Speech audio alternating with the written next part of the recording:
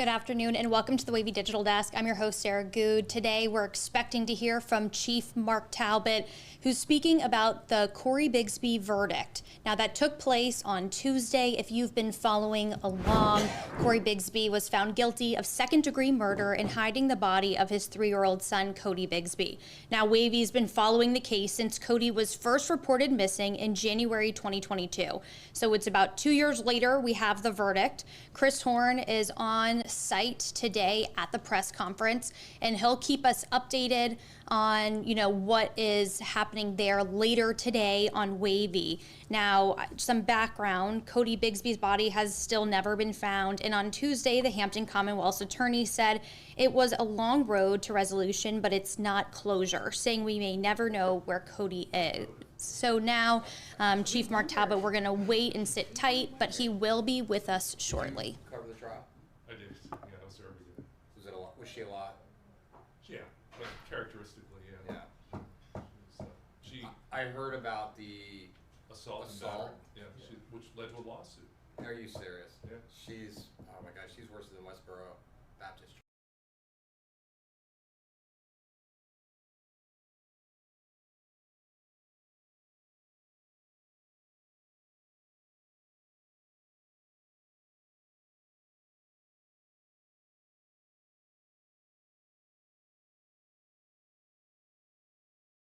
Because she can't. Oh, I didn't show you this. She With that can share pencil box, video, she was yeah. clanking through She's the now- pencils. Yeah, she's now a. She's like, courtroom- Saw her sketches. She's a courtroom I saw artist. them. we were all Yeah. covering it. Oh my god, I want to see these. She's a courtroom artist now. Oh.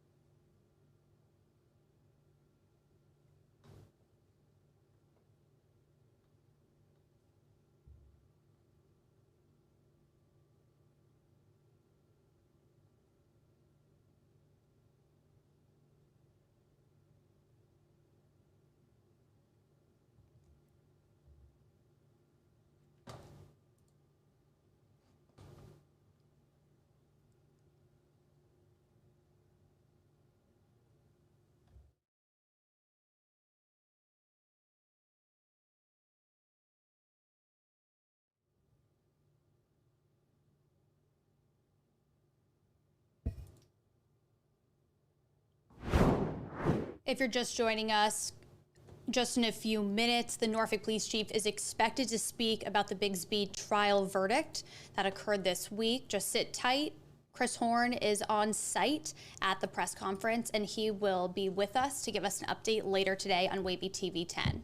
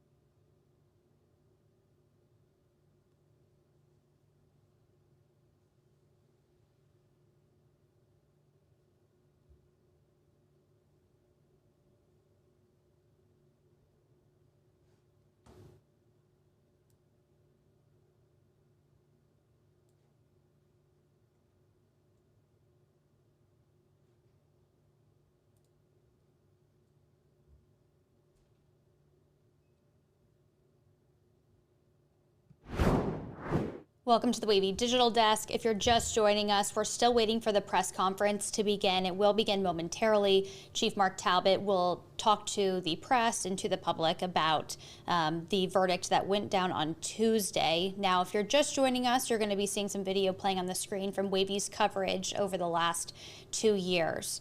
Now, Cody was said to be missing in January 2022, so this has been 2-year plus coverage for WAVY TV 10. Stick with us. WAVY's Chris Horn is at the press conference, and he will have more coverage about that tonight again on WAVY.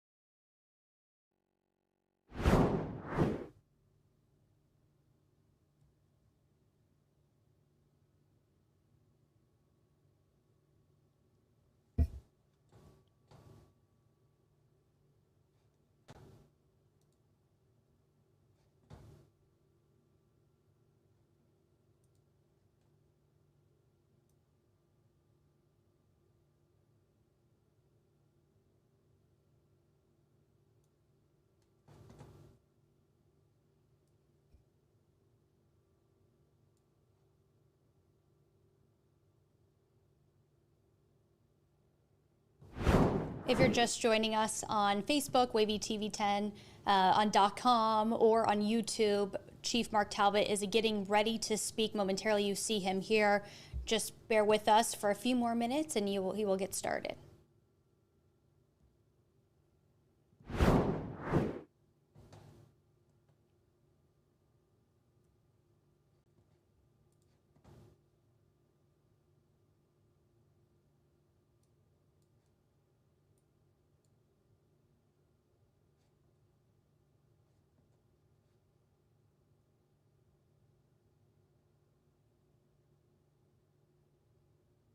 It was a reminder of how incredibly sad the circumstance was and is. Are you in close contact with Chief Weideman these days as far as, because he made a comment in the press conference post-verdict Tuesday that the search continues and so forth? Like, how often do you guys communicate on that?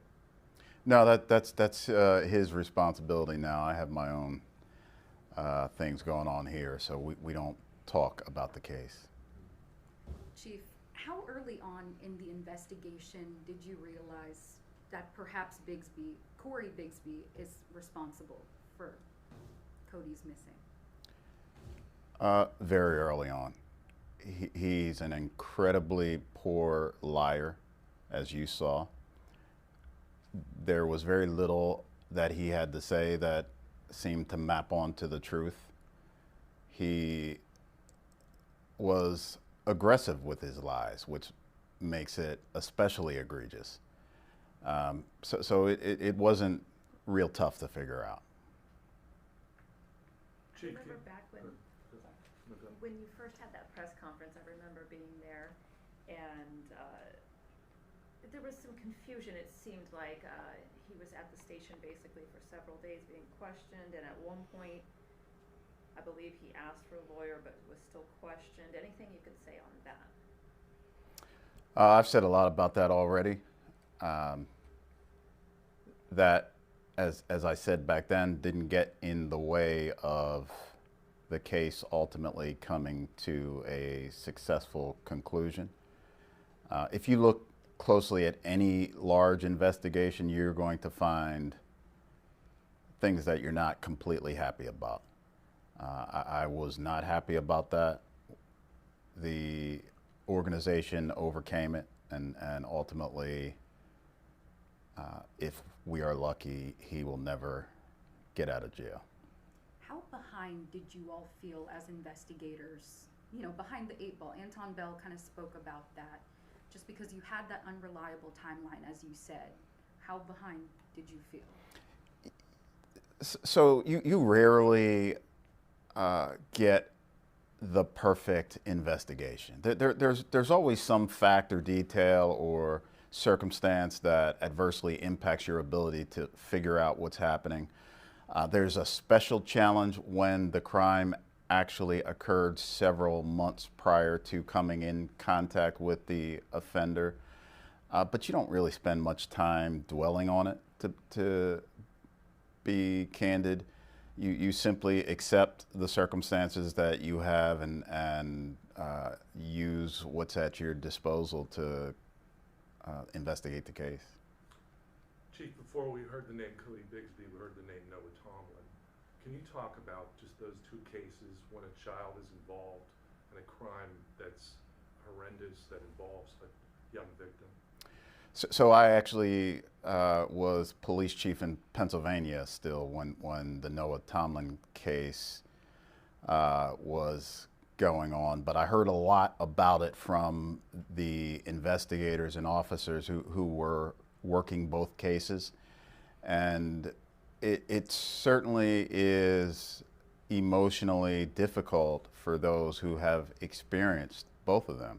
You don't go through this career without that happening at some point, and when it does happen, you never forget it.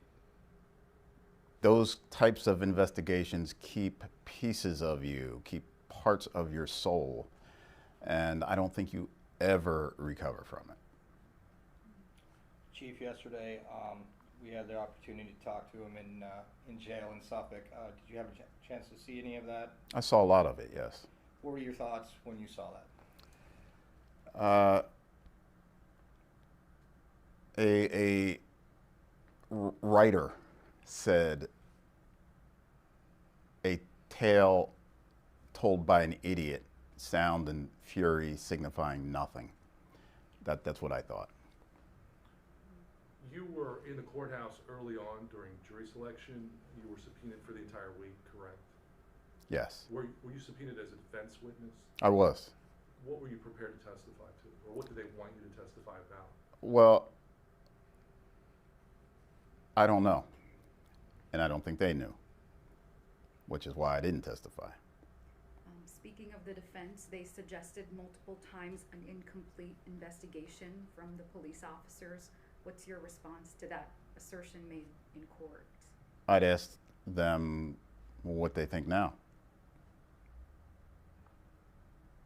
Sir, I'm curious about I won't talk too much about the letters, but in the letters that he allegedly wrote, he listed an address in Maryland that I believe you and other agencies searched, and nothing came of that search. I was curious, was there ever discussion of having him actually ride along to show that location? Well, we did talk about that, and at some point, if you spend any time with him, you come to believe him so little that it doesn't seem useful to ask for his assistance. And I think that is true for that circumstance. That would have been a thorough waste of our time. We know you're not over Hampton Police Division anymore, but what are your hopes? Maybe the recovery of Cody? What do you want to see? For Cody's family, I hope that they get some peace out of the criminal justice system working. Having interacted with Corey Bigsby, I am not hopeful that we will ever find out what happened to Cody. I'm not at all hopeful. So that's completely up to him, as he, I know he's a busy man, as he said, but maybe at some point he can see fit to let us all know what he did to his son. If he doesn't tell us, I think it is fairly unlikely we will ever know. Early on, you said it seemed pretty obvious to you that he was the suspect, but was there any one piece of evidence or one thing that was said that really, I know the dogs were in the house and gave a signal. Was that something that you guys really took to heart, or was there anything further? The story that he told, and the way he told that story. I have kids. I know what I would have been like had my child disappeared in the middle of the night. I'm pretty attached to the likelihood that any of my kids could have gotten out at 4 and they wouldn't even go into a dark bathroom at 4, let alone walk around the neighborhood. So the story was fairly absurd, and his demeanor while he was delivering an absurd story also was not consistent with somebody who was sick over their 4-year-old disappearing. Was he too calm? Was he indifferent? Like how would you characterize those We heard first? the 911 call during the trial. Right. And Yeah. He seemed a little short of breath, a little bit frantic on the 911 call. But it just those first, say, 48, 72 hours at police headquarters in Hampton, what was his demeanor then? So, as you alluded to, on the 911 call, he sounded like a person who was out of breath. And I believe that's what he wanted to sound like. I don't believe he was out of breath. There was no reason for him to be out of breath. He wasn't chasing around anything. So the fact that he seemed to be out of breath never made any sense. His way of interacting was inconsistent with any parent I've ever encountered who lost their child. And I've been in contact with a lot of them. They've never, ever behaved that way. Never. They've always been completely cooperative. They've always been grateful for the help. They've always interacted with police in ways that are consistent with, we both want your child to be found safely. That's not what we had with Mr. Bigsby, not even close. So there was this sort of ostensible cooperation, but like being out of breath on the phone call, it wasn't real. It was an act, and a bad one on that. He worked himself up into that prior to making the call? Well, he had months. Right. He had months to come up with the performance that he came up with.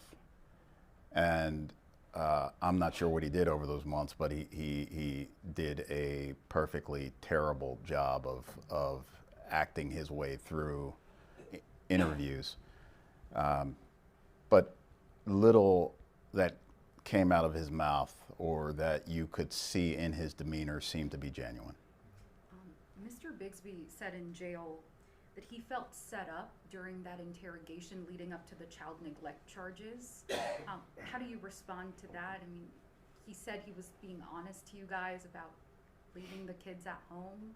He felt set up. He said he wasn't charged with murder at that time. Yeah. What was your reaction? What I remember from his interview, he said that we used his statements against him. Well, of course we did. What does he think? We were his friends, hanging out with him? We were investigating his allegations, and we were trying to find his son. He seemed to be genuinely surprised that he told us that he neglected his kids, and he ultimately was charged with a crime for neglecting his kids. Well, to most of us, that wouldn't be surprising. This might be a better question for the Commonwealth, but in case you can answer it. Once he made the statement that was discovered in his cell December 25th of 2022, where he gave more detail and talked about beating the child to death, why was the case never charged as first-degree murder? I agree. That's a question for the Commonwealth attorney. You know, it's just, from my standpoint, you are very inclined to disbelieve anything that comes out of him, and relying on the evidence and what you are able to prove is where the fruitful ground is with this investigation and prosecution. Do you believe that he beat the child to death? Absolutely. Okay. Did final round? Did justice prevail? You know, justice as the criminal justice process playing out the way that it's supposed to, but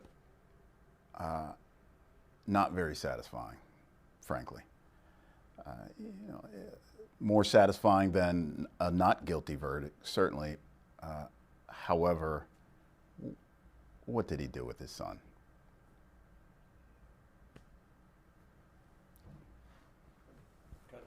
Thank you.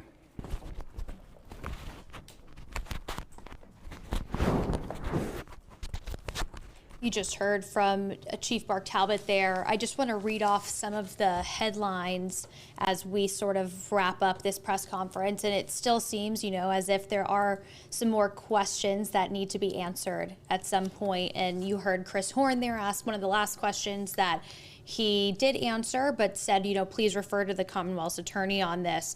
But some of the things that he said is that he's not hopeful at all that We'll find out what happened to Cody. That was something that he repeated a few times throughout the conversation. He says it's unlikely we'll ever know unless Corey provides that information. Even from the beginning, you hear Chris Horn ask some questions there and other reporters, but he's sharing that the story they heard originally was fairly absurd. He talked about the demeanor of Corey, throughout this case, and compared it to other parents that he had spoken with that had lost children over the years. He said there were a lot of inconsistencies with that behavior and that cooperation. So he repeated those sentiments throughout his press conference there. You'll have to hear more from Chris Horn, of course, tonight on WAVY TV 10, and I'm sure we'll hear more as we have sort of wrapped up this trial. Now, the sentencing has not taken place yet. That will still come later, and we'll have more coverage on that down the line when that occurs. To find out more information about the case, there is a link if you're watching it on YouTube or on Facebook that you can click and go back to our previous coverage from the last 2 years. Of course, if you're watching on wavy.com, go to other articles that are linked within today's preview of the presser, and you'll have more from Chris Horn and reporters later. Thank you for joining us this afternoon.